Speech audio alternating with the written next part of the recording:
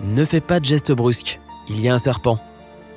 Certains d'entre eux ressemblent à des extraterrestres et certaines des choses qu'ils sont capables de faire vont finir de te convaincre qu'ils viennent d'un autre monde. Ils voient en infrarouge à la manière de Predator, ils perdent leur peau et... Tu as vu cette langue bizarre ? Commençons d'ailleurs par cette particularité. Pourquoi les serpents ont-ils la langue fourchue ?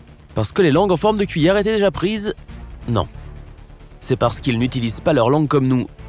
C'est simple, ils n'ont pas vraiment le temps de goûter des aliments puisqu'ils se contentent de les avaler en entier sans les mâcher. Au lieu de l'utiliser pour le goût, les serpents se servent de leur langue pour sentir.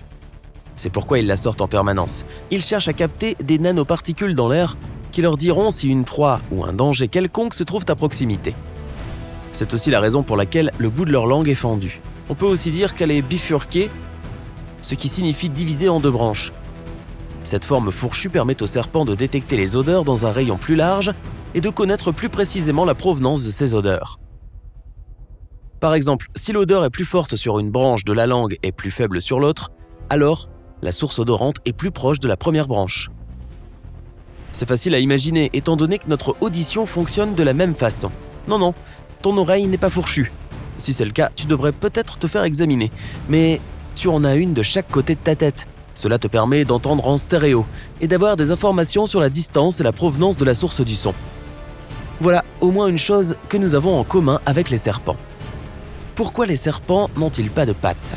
On pourrait croire que ces reptiles n'ont jamais eu besoin, au cours de leur évolution, d'acquérir des jambes ou des bras, mais en réalité c'est l'inverse qui s'est passé.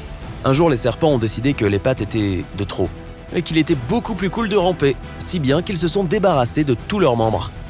Ok, ça ne s'est pas passé exactement comme ça, mais plutôt sur plusieurs millions d'années d'évolution. Comment les biologistes le savent-ils ? Beaucoup d'espèces de serpents ont encore des os rudimentaires qui ne laissent aucun doute. Il y a un certain temps, ils avaient bien des pattes. Il existe des serpents qui volent. Quelle horreur ! Quelque part dans ce même processus d'évolution, certaines espèces, 5 selon les connaissances actuelles, ont voulu devenir encore plus terrifiantes et elles ont appris à voler. Ce n'est pas le même vol que les oiseaux et cela ne donne pas aux serpents la capacité d'en attraper un pour le dîner. Mais c'est tout de même un moyen efficace de parcourir de grandes distances et d'éviter qu'un prédateur n'attrape un serpent en train de se détendre dans un arbre. En termes simples, il est plus question de planer que de voler. Le serpent se jette d'une branche d'arbre, étend son corps et se déplace en forme de S pour changer de direction en plein air. Les serpents n'ont pas de paupières. Ne t'attends pas à ce qu'ils te fassent des clins d'œil. Tout comme les pattes, les serpents ont décidé qu'ils n'avaient pas besoin de paupières. Pourquoi ? Parce que leurs yeux sont aussi couverts d'écailles. Il s'agit d'une grande écaille transparente qui a cependant quelques inconvénients. Les serpents deviennent presque complètement aveugles lorsqu'ils perdent leur peau, car cette écaille n'est plus transparente pendant la mue. Cette écaille oculaire est appelée brille. Et, comme toute autre écaille sur le corps du serpent, elle est faite de kératine. Oui, le même matériau que nos ongles et nos cheveux. En parlant de ça, pourquoi perdent-ils leur peau ? Une contre-question serait « Pourquoi le fais-tu toi-même ?» Tous les animaux du monde perdent leur peau, y compris les humains. La seule différence, c'est que les serpents le font d'un seul coup, tandis que nous le faisons constamment mais en minuscules lambeaux qu'on ne remarque même pas. Quant à savoir pourquoi les serpents la perdent comme un gant, c'est parce que leur peau écaillée ne croît pas avec leur corps. Et les serpents grandissent toute leur vie sans arrêt, si bien qu'ils se débarrassent simplement des tenues qui ne leur vont plus. Leur vue est médiocre. La vue des serpents n'est pas la plus perçante du monde, même si leurs yeux ont pourtant l'air très sophistiqués. Les serpents ne peuvent pas voir les couleurs du tout. La plupart d'entre eux ne voient que des formes, et encore, il faut qu'elles soient en mouvement. Cette mauvaise vue n'est pas un problème pour eux puisqu'ils ne chassent qu'une fois de temps en temps. Leur cycle digestif est assez long, si bien qu'après un bon repas, ils n'ont qu'à se cacher dans un endroit sûr pendant une semaine, voire plus. Ils ont tout le temps de s'installer dans leur canapé pour regarder le foot. Pour ressentir le monde qui les entoure, ils disposent donc de très bons outils. Détection infrarouge. Donc pour résumer, ils ne sentent pas avec leur nez et ne voient pas avec leurs yeux. On peut dire qu'ils ont les sens en pagaille. Mais pour compenser leur terrible vue, les serpents ont un organe à fosse, spécial, situé près de leurs naseaux, qui peut détecter le rayonnement thermique. De cette façon, ils peuvent sentir passer leur proie. Quand cette image sensorielle est combinée avec l'odorat provenant de la langue, fourchue, et la capacité à suivre n'importe quel mouvement, le serpent n'a aucun problème pour se procurer de la nourriture et éviter les prédateurs. Pourquoi les cobras ont-ils des capuches ? Les cobras sont connus pour leur capuche unique et leur capacité troublante à cracher du venin. Il s'avère que ces deux caractéristiques sont étroitement liées. Commençons par la capuche. Tu sais peut-être qu'elle sert avant tout à faire reculer les prédateurs. Cela rend aussi le serpent plus gros et plus intimidant. Mais savais-tu que la fameuse capuche du cobra est faite de côtes qui s'étendent et forment une sorte de parapluie au-dessus de la peau lâche, sur les côtés du cou du serpent? L'avertissement a fonctionné pendant un certain temps, mais les prédateurs du cobra ont fini par éventer le bluff et se sont remis à l'attaquer. C'est pourquoi beaucoup d'entre eux, comme le cobra royal, ont commencé à cracher leur venin droit dans les yeux de l'agresseur. Quelle impolitesse! Comment les serpents à sonnette font-ils ce bruit avec leur queue?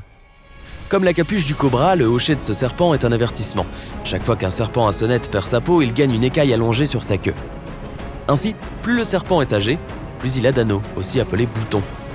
Lorsqu'il les agite, ces anneaux s'entrechoquent et produisent un son. Comme cette partie de la queue est creuse, cela amplifie le son, et ce hocher signifie qu'il est temps de filer. Pourquoi sifflent-ils? Parce qu'ils ont une fuite? Non. Encore une fois, les serpents t'avertissent à l'avance qu'ils aimeraient que tu partes parce que tu les déranges. Si tu ne comprends pas l'allusion, ils seront heureux de te planter leur croc. En réalité, les serpents n'ont pas de corde vocale. Ils n'ont qu'une glotte, qui est un clapet qui ferme et ouvre la trachée afin que les aliments ne descendent pas dans le mauvais tube lorsqu'ils sont avalés. Au fait, toi aussi tu as une glotte. Mais sans caisse vocale, les serpents ne peuvent que pousser une poche d'air à travers leur glotte pour la faire vibrer et produire ce sifflement. Ainsi, lorsque tu imites le sifflement d'un serpent en faisant un sss avec ta langue, tu n'as pas tout à fait le bon accent. Il se déplace plus vite qu'un clin d'œil. Il te faut 200 millisecondes pour cligner des yeux. C'est beaucoup pour un mouvement aussi simple. Mais écoute ça, un serpent jaillit d'une position pliée, se lance jusqu'à 60 cm en avant, ouvre ses mâchoires et mord en seulement 50 à 90 millisecondes. Le temps de réaction moyen d'un animal effrayé est presque le même, mais il est souvent insuffisant pour éviter l'attaque. Leurs mâchoires sont un redoutable piège. La mâchoire inférieure d'un serpent n'est pas attachée à la partie supérieure du crâne, ce qui la rend très flexible. Ils peuvent ouvrir la bouche jusqu'à 150 degrés et avaler des proies 5 fois plus larges que leur propre corps. Tu as sans doute déjà eu un colocataire comme ça, capable de nettoyer ton frigo en 2 jours. La proie n'échappe pas à ses mâchoires, même si elle n'est pas empoisonnée ou étouffée, car la bouche du serpent est pleine de dents, jusqu'à 200 pour certaines espèces. Toutes ne servent pas à la mastication bien sûr, mais elles constituent un piège idéal avec peu de chances d'évasion. Toutes ces infos donnent la chair de poule, tu ne trouves pas? Si tu as appris quelque chose de nouveau aujourd'hui, mets un j'aime à cette vidéo et partage-la avec tes amis. Et voici d'autres vidéos que tu vas sûrement apprécier. Clique sur celle de gauche ou de droite et prends la vie côté sympa.